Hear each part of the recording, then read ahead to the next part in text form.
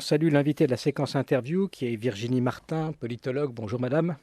Bonjour. En duplex avec nous. Est-ce que vous croyez impossible une alliance Hamon-Mélenchon, enfin que l'un ou l'autre se désiste, pour parler clairement? Oui, ça paraît difficile, surtout que quand on entend le premier secrétaire du Parti socialiste, finalement, il dit oui, la dynamique, elle est favorable à Benoît Hamon. Oui, certes, mais au regard des sondages. Donc, où sont les vraies dynamiques et où est-ce qu'elles sont? Ça, c'est compliqué aujourd'hui à regarder, à part si on s'appuie sur les sondages. Alors, sur le fond, oui, qu'est-ce que vous dites de cette campagne globalement?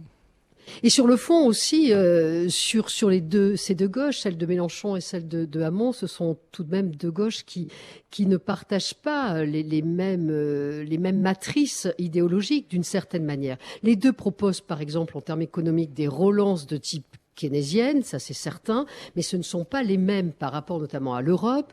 Un négocie et renégocie complètement les traités. Chez Hamon, via Thomas Piketty, on demande plutôt un moratoire au niveau de la dette. Ce sont quand même deux philosophies assez différentes. Je ne suis pas sûre qu'ils arrivent à s'entendre.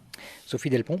Oui, que pensez-vous aujourd'hui de la place d'Emmanuel Macron? Est-ce qu'il y a autour de sa figure quelque chose de l'ordre de l'émotionnel qui est voué à s'essouffler dans les prochaines semaines?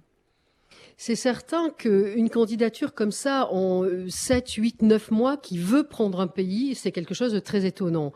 Donc, comme il n'y a pas forcément de légitimité politique, de légitimité électorale, de légitimité par héritage ou quoi que ce soit, donc la seule, finalement, légitimité, si je puis m'exprimer ainsi, d'Emmanuel Macron, c'est de susciter des passions, de susciter des émotions, de jouer avec cela. Ces meetings, d'ailleurs, en sont remplis. Il n'arrête pas. Il y a un leitmotiv qui revient dans ces meetings sur mes sentiments, nos sentiments, je vous aime. Il y a beaucoup comme ça de champs lexicaux liés à l'émotion et au registre sentimental chez Emmanuel Macron. Il essaye de tirer, si ce n'est sa légitimité, en tout cas, une forme de reconnaissance via ce registre émotionnel. Si on prend un peu un tableau général, on voit donc Hamon, Mélenchon ne s'entendent pas pour faire une candidature unique. De l'autre côté, Macron est menacé de perdre dans la dernière partie de la campagne, de perdre de l'influence. Fillon, on le sait, lui aussi en difficulté. Il n'y a que Marine Le Pen qui fait la course en tête. Et on a le sentiment d'un paysage un peu dévasté malgré tout.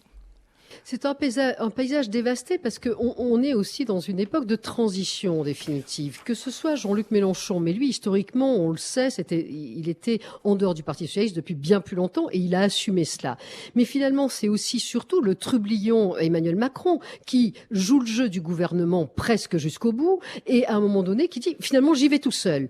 Est-ce qu'il a pensé que sa candidature allait prendre aussi bien? Je ne sais pas, point d'interrogation. Mais en tout cas, là, il y a quelque chose en dehors du jeu traditionnel des partis, et bien entendu que quand on joue en dehors du système, on crée forcément des crises politiques. C'est ce que Emmanuel Macron est en train de faire de manière complètement consciente, et c'est ce que Marine Le Pen fait, mais elle, ça fait des années qu'elle le fait, et ils savent de toute façon au Front National qu'ils veulent de toute façon, entre guillemets, renverser l'establishment et proposer un autre type de France.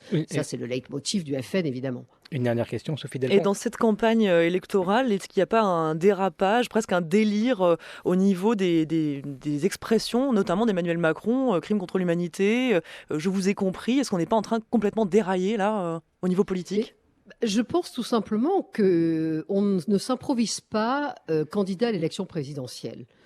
Voilà, c'est la seule chose qu'il y a à dire. Donc, quand on n'a pas de légitimité, qu'on n'a pas de socle dans la population, qu'on n'a pas de socle de l'histoire politique, qu'on n'a pas de socle d'un parti politique, qu'on est finalement seul un peu dans l'arène, bah oui, forcément, on dérape, on va chercher au niveau de la séduction, on va essayer de séduire les uns les autres, de leur dire qu'on les aime, qu'on les comprend, qu'on est empathique, qu'on va jouer sur tous les registres, pas les plus flatteurs, si je puis dire, mais ceux qui prennent un peu aux tripes, et là, évidemment, on délire et on dérape et on va commencer à dire que pour faire des effets de manche, on va taper fort et on va dire que tout et n'importe quoi, entre guillemets, sont crimes contre l'humanité. La colonisation, bien entendu, a été une barbarie.